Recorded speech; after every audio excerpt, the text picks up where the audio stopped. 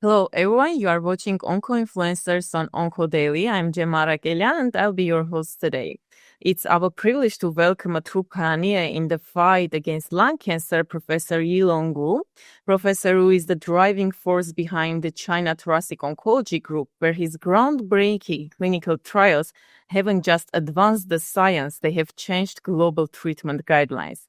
His exceptional impact is confirmed by his consistent recognition as the world's highly cited scientist and his receipt of the prestigious ICLC Outstanding Science Award. Quite simply, he is a clinician and researcher who has helped redefine modern oncology. And the list of his titles and roles is so distinguished that if I were to name them all, our time would be up. So, Professor Wu, thank you so much for joining us. And let's start with one personal question. So, your work changed lung cancer care. What inspired your focus on lung cancer? Thank you. So I am the Dr. LongWu. I work on Guangdong Lung Cancer Institute in the China. So I work on lung cancer field almost 40 years. So I think that 1982 I graduated from the Sun Yat-sen Medical University. So that time I worked on the thoracic surgery.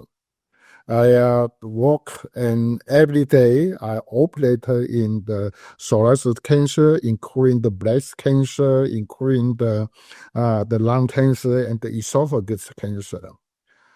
So this every day that I work on the surgery. From 1988 to 1989, I was trained in the West Germany. They work in the West Germany, the lung belong to the Berlin Free University. That time, the West Berlin or the East Berlin also separate. So I worked in West Berlin.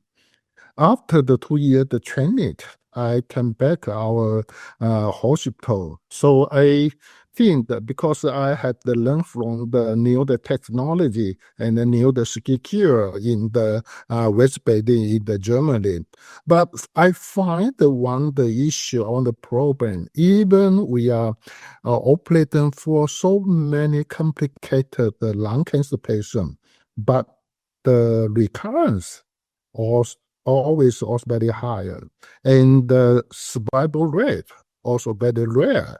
The 5-year survival rate almost 30%. So there's also no chance of almost 20 years, no chance. So I think that maybe only the operation we could not let the lung cancer patients survive more. So at the later time, we need to consider how to improve the patient the survival. The important only the modality is not enough, was not enough.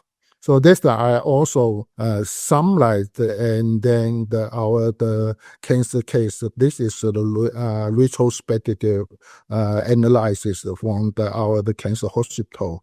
Almost 2,000 cases. I find over survival, the 5-year survival, no chance, almost 20 years. So I think that we need multiple modality all together. So this is my interest in the lung cancer patient, in lung cancer the field. And also I think at that time that I need multiple modality altogether. We need a drug, we need radiotherapy, we need translation research all together. I think this is my interest in the lung cancer. Thanks so much. Agree. When it comes to cancer, and lung cancer, especially, it's a very complex disease, and just surgical therapy obviously is mainstay when we are talking about early stages of cancer. But there is so much more that should be done when we want to cure our patients. So when reflecting on your career, what single shift in lung cancer treatment felt most transformative and why? So I think that in the 20,000 years, I was joined the ASCO meeting. At this meeting, I find very interesting to the clinical trial. This so-called idea 1, idea 2. One is in the Japan, one is the US. I find very interesting the Japanese clinical trial, the response rate is higher than the American clinical trial. So we don't know why the Japanese the survival and the response better than the rest of the population. So I think maybe we have some difference between the different population. Maybe East the population is different from the West the population, but we don't know why. But I have the great interest in this field. The 2004, we had the opportunity to get one drug at that time, the so-called AJ-A109. This is the eraser drug. We find that this drug is very effective for the East population, especially for the Chinese patient. Finally, we find because the East population had very higher the EGR mutation, and also the eraser also very good work on the EGR mutation. So I think this is the very important event in the lung cancer treatment. So, and from that time I was interested and paid my most work on the lung cancer research. So I think targeted treatment is the most important in the lung cancer field. I remember almost 5 years ago, the paper in the New England Medicine, they summarized recently the 50 years fit event established the new standard treatment and improved our the cancer patient survival. The target treatment is the number one. Because the target treatment, especially in the lung cancer, the EGR TKI involving in the lung cancer patients since the 2013. And from that time, the patient, the survival rate, the increasing, the mortality, the decreasing. So I think this is the most important. I also very lucky that time that I involved in the clinical trial. They tried the so-called IPASS. This is the Hong Kong, the Tony Moore, Professor Tony, and me. We are initial the Pan Asia the clinical trial. We are first established the EGRR and the TKI, the relationship. We also find that this patient could be treated with the EGR TKI. I think this is the precision oncology, the beginning of the precision oncology. From this trial, I find we have so many new drugs developed based on the gene the mutation, such as the ORC, ROS1, and another. So I think this is a great change, the lung cancer treatment. So I think this is the most important event in the lung cancer treatment. This great change our idea, great change our clinical practice, and also great change the patient, the life. Yeah. And Professor, with all these advances in targeted therapies that you mentioned and molecular subtyping that currently we have for lung cancer, do you think the one-size-fits-all approach will still work for lung cancer patients? Yeah, I think the before the targeted treatment, we are treated the patient based on the different thinking, different the treatment strategies. That time we are use the patient almost use the cytotoxicity. This is the one that fit for all. We call this one fitted all. And also we are always use the thinking, if the patient are not really responsive, we are tries another drug. Almost the drug, but we know the stress the patient. So I think this is the so-called empirical experience. But if when we begin the targeted treatment, important we are change out the thinking from the blind treatment based on the pathology. But back to that time, we are only the different lung cancer patient, squamous carcinoma, or the adenocarcinoma, or the small cell lung cancer. But after the targeted treatment initiation, we are change this blunt treatment based on the technology to the precise target based on the molecular driver.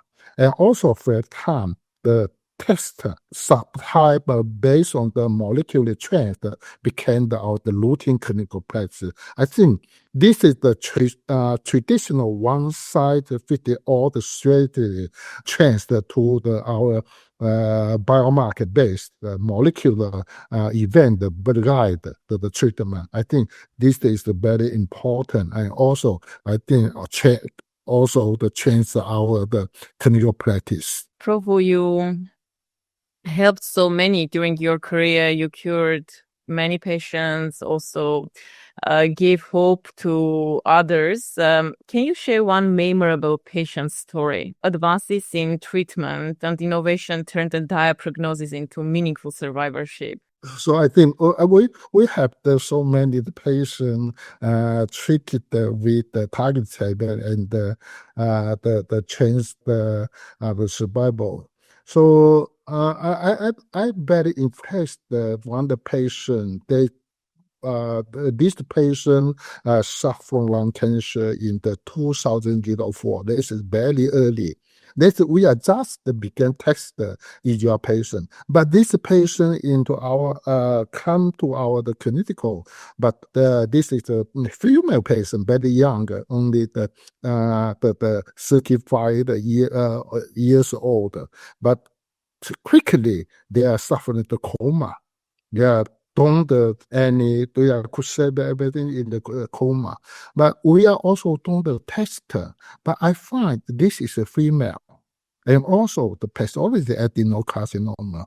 Based on our experience, I think maybe we could try to use the EGR TKI. Because I think in the Asia patient, it is the Chinese patient, almost 50% patient, female, the adenocarcinoma had the EGR mutation. So I tried the Jefferson. Very surprised. Only 4 hours, the patient from the coma, the wake and can speak with me.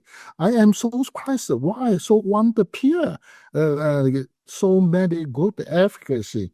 So I test the blood from for the EGR mutation. Really, the patient had the EGR mutation. So I think based on this case, we modify the guideline. We are if the patient in the very critical condition, we could try the TKI in this patient for the female adenocarcinoma, no smoking. So this is that kind of guideline. But if the patient covered from the critical condition, we need a test the EGR mutation. So this is the first clinical guideline based on the clinical condition. And this patient almost 4 years. Almost about 4 years, and then can't debate the lipogenic metastasis, the brain metastasis.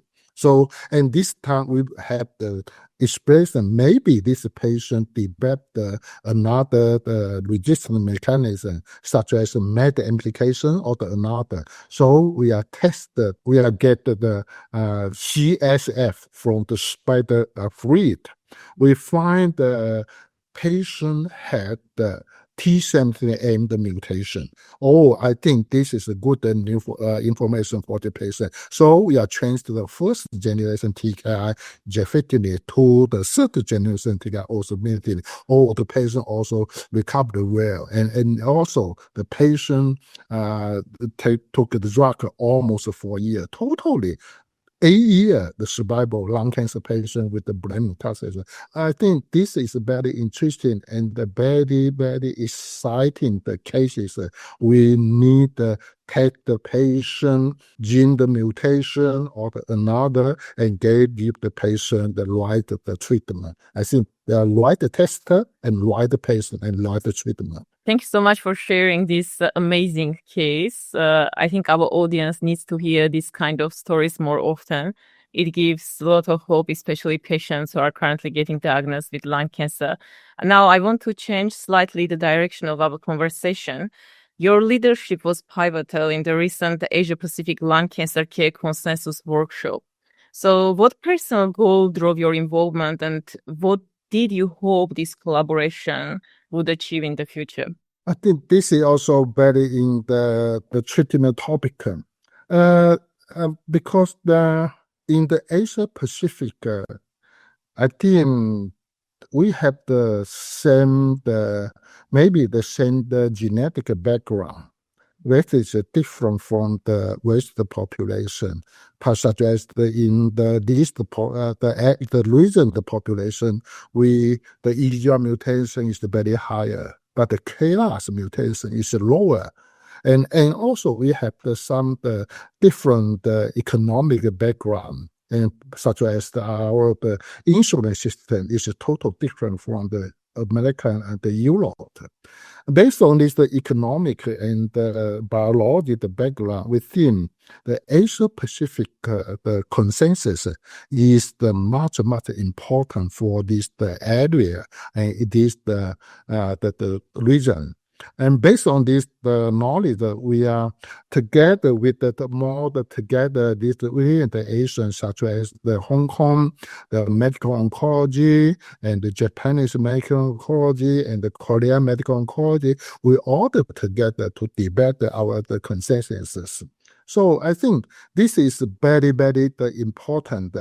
Recently, we have debated on the Asia Pacific region, the consensus about how to manage the patient with the third generation TKI, the resistant. So I think if we have the consensus, is the better and is the very good for this regional population. So first, we are standardizing the resistant classification in this population. So we are dividing the patient on target resistant or the off-target resistant. And also we are want to building a precise driving diagnosis framework. We hold the Japan, Korea, Hong Kong, and Taiwan, and the Chinese Milan. We are all together. We have the framework, and then we could do the much more about the diagnosis test development or clinical trial development. And also we want to explore the maternity spatial treatment paradigm. And so now, and also we are addressing the regional health disparity. Recently, I visited some the Southeast countries such as the Indonesia, Malaysia. We also find the totally different from the in this region some the developed countries such as China and the region. So if we have the Asia Pacific consensus, now we are addressing the regional health disparity, and then we are mention some the method to the disparity, the resolution. We maybe harmonization is the goal, and then this is very good for this region population. This is why we want to develop the Asia Pacific consensus. Do you also think that it can improve oncologist-patient communication and spread more awareness? Yes, though I think if we have the consensus and the consensus based on the evidence made the medicine, also I think when we have the consensus, medical in oncology or the medical physician, including the radiotherapies, the oncology, and the surgical oncology, they have the evidence. We have the good communication with our patient. And also based on the consensus of the evidence guideline, and then all the population in this region, we have to harmonize the treatment. I think this is very important for region, the treatment quality and the patient is so very good data and evidence. And also based on the data, we also find now especially the reason the treatment strategy and the treatment standard increase so quickly. I think this is the very good. And another, we are kind of standardize out the terminology for the clear the communication. So I think this is all the important. Thanks so much, Professor Wu. And to conclude our conversation, I would ask you maybe to give your last message for our patients and also families who are facing fear today. Oh yes, I think I hope the patient and the familiar now scientific advance is so quickly developed. We know that in recently the 5 years we have so many new treatment methods developed in this area in the global, such as new the TKI and new the other drug the TKI. We have the bispecific antibody. We have the ADC drug. Too many. So that means that we are give the patient so many hope. We are living in a time of the unprecedented medical progress. I think this is the first point. And also, I think now we are not only let the patient survival, we also let the patient live with the higher the quality. When the treated patient, they come back to the normal life, they come back to work. I think this is the important. And also, I want to all the patients they family now we have the very great, the so-called supporting the system. We've seen this is the muscle pattern. And we also the one like the patient and the family now. Even some of the patient treatment is not so good than others, but finally we have the science that advanced let our the survival longer and the survival better. I think we need the hope. We need the hope in the future. Everything maybe slowly change. Thank you. Thanks so much for your encouraging words. Indeed, it's very important when it comes to cancer patients, not only to add quantity, also quality of life. And with these new advances in therapies, basically, as you mentioned, we are giving also quality of life, not only prolonging the lifespan. Thanks a lot for your time, Professor Wu. Yeah, thank you, Jennifer. Don't forget to like, comment, share, and subscribe to OncoDaily on YouTube. Hit the bell icon to stay updated.